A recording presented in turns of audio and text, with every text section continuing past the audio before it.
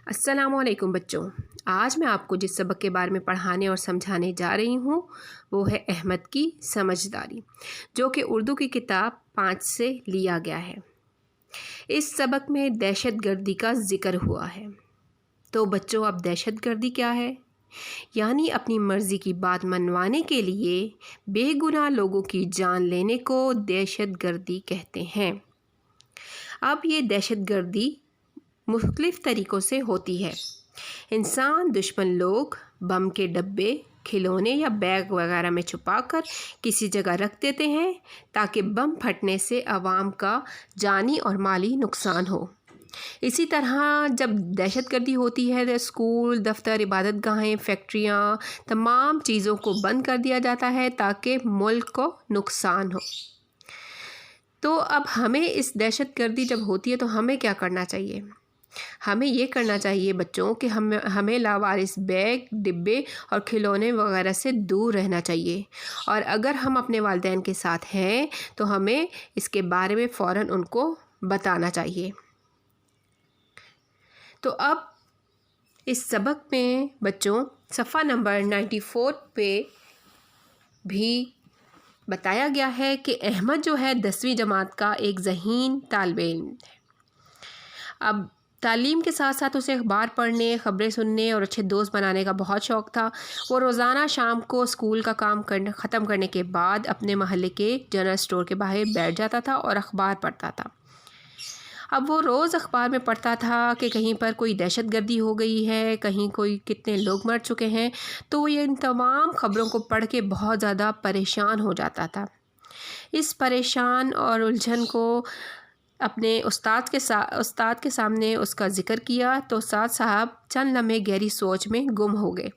फिर मुस्कुराते हुए बोले, मुझे आप लोगों की ये बात सुनकर खुशी हुई कि आप बतौर शहरी बहुत कुछ कर सकते हैं। आप अपने महल्ले में किसी नए आने वाले शख्स या गैर मामूली सरगर्मी पर नज़र रखें और अगर ऐसी बात नज़र आए तो अपने दोस्तों और घर वालों से बात करके मुकम्मल तौर पर जानने की कोशिश करें। और आप ये सब कुछ कर लेंगे तो ख़ुद ब खुद आपको अपने सवालात के जवाब मिल जाएंगे।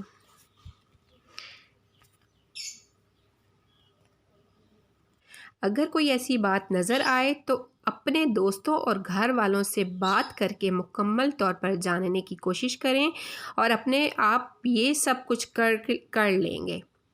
तो अगर आप ये सब कुछ कर लेंगे तो ख़ुद ब खुद आपको अपने सवालात के जवाब मिल जाएंगे।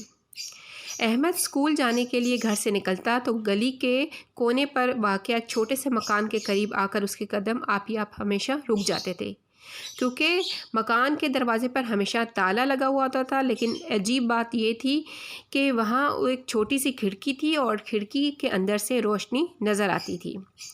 उसे ये मकान जो था बहुत पुरअसरार लगता था, बहुत अजीब सा लगता था और उसने अपने दोस्तों से कई बार इस मकान का ज़िक्र भी किया। तो उसे इतना मालूम हो सका कि मकान में नए किराएदार आए हैं, लेकिन महल्ले के किसी शख्स ने इन किराएदारों में से किसी को नहीं देखा था। एक दिन शाम के वक्त अहमद गली में निकला तो अपने घर के दरवाजे के करीब खड़े होकर उसने उसी पुरअसरार मकान को देखने लगा। उसके दिल में अजीबो गरीब ख्यालात पैदा हुए। वो जानना चाहता था कि नए किराएदार।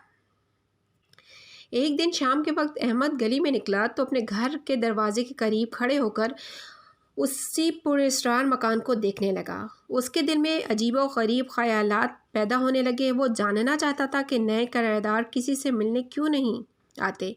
अभी वो ये सोच रहा था कि अचानक उसे एक शख्स पुरअसरार मकान के दरवाजे की तरफ बढ़ता दिखाई दिया। वो शख्स अजीब सी नज़रों से इधर उधर देख रहा था, जैसे उसे खदशा हो कि कोई उसे देख ना ले। अहमद जल्दी से थोड़ा सा पीछे हटकर खड़ा हो गया ताकि उस शख्स की नज़र उस पर ना पड़े।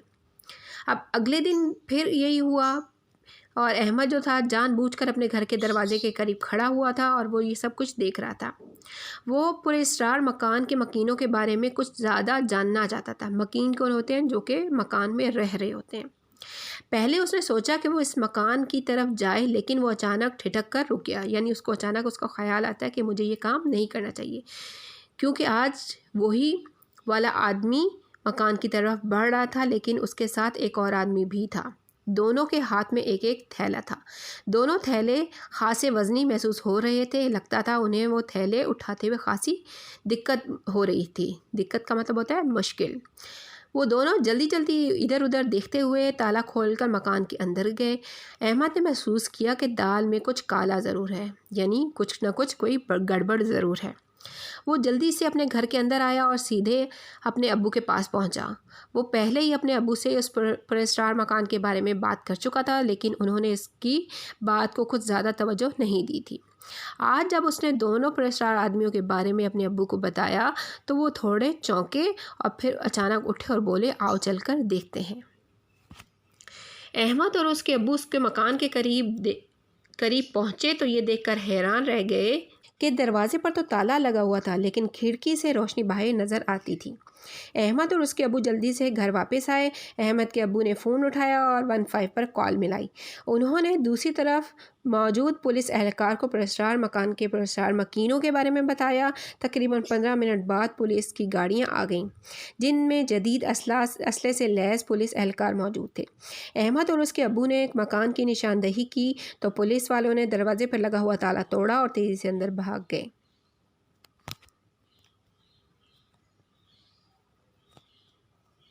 تقریباً 15 منٹ بعد وہاں پولیس آ گئی، جس میں جدید اسلحہ سے لیس پولیس اہلکار موجود تھے۔ احمد اور اس کے ابو نے مکان کی نشاندہی کی تو پولیس والوں نے دروازے پر لگا ہوا تالا توڑا اور تیزی سے اندر داخل ہو گئے۔ پولیس اہلکاروں نے ساری کارروائی اتنی تیزی سے کی کہ اندر موجود لوگوں کو سنبھلنے کا وقت نہ ملا۔ وہاں 5 آدمی موجود تھے۔ پولیس نے تلاشی لی تو ادھر ادھر کئی تھیلے پڑے تھے جن میں اسلحہ بھرا ہوا تھا۔ پولیس نے ان 5 آدمیوں کو گرفتار کیا اور اپنے ساتھ تھانے لے گئی۔ اگلے دن احمد نے اخبار دیکھا تو سب سے پہلی اس کی نظر اس خبر پر پڑی، وہ یہ تھی کہ شہر میں دہشت گردی کی بڑی واردات ناکام بنا دی گئی۔ 5 دہشت گرد گرفتار، اسلحہ برآمد اور دہشت گردی کی شہر میں دہشت گردی کی بڑی واردات ناکام بنا دی گئی۔ 5 دہشت گرد گرفتار، خطرناک اسلحہ برآمد۔ دہشت گرد کئی ہفتوں سے ایک مکان میں مقیم تھے۔ ذمہ دار شہری کی اطلاع پر بروقت کارروائی کر کے گرفتاریاں عمل میں لائی گئیں۔ 5 افراد شہر میں کئی واردات کی منصوبہ بندی کر رہے تھے۔ احمد نے اپنے ابو کو اخبار دکھایا تو بولے، احمد، یہ تمہارا کارنامہ ہے۔ اگر تمہاری طرح سارے بچے اپنے گرد و پیش کی خبر رکھیں اور سمجھداری سے کام لیں تو انسانیت کے دشمنوں کا خاتمہ ہو سکتا ہے۔ تو بچوں، اس کہانی سے ہمیں سبق ملتا ہے کہ ہمیں اپنے ارد گرد کی خبر رکھنی ہے اور کسی اجنبی سے بات نہیں کرنی چاہیے اور نہ ہی کسی سے کوئی بھی چیز لینی چاہیے، کیونکہ ہمارے ارد گرد ہی ہمارے ایسے دشمن ہوتے ہیں جو کہ ہمیں مٹانا چاہتے ہیں، ہمارے ملک کو ختم کرنا چاہتے ہیں، ہمیں نقصان پہنچانا چاہتے ہیں، ہمارے ملک کو نقصان پہنچانا چاہتے ہیں۔ تو ہمیں فوراً اپنے والدین کو بتانا چاہیے اور 15 پر کال کرنے چاہیے، جو کہ ایک پولیس کا فون نمبر ہے، تاکہ ہم اپنے دشمنوں سے مقابلہ کر سکیں اور اپنے ملک کو بڑی تباہی سے بچا سکیں۔ امید ہے کہ یہ سبق آپ کو سمجھ میں آ گیا ہوگا۔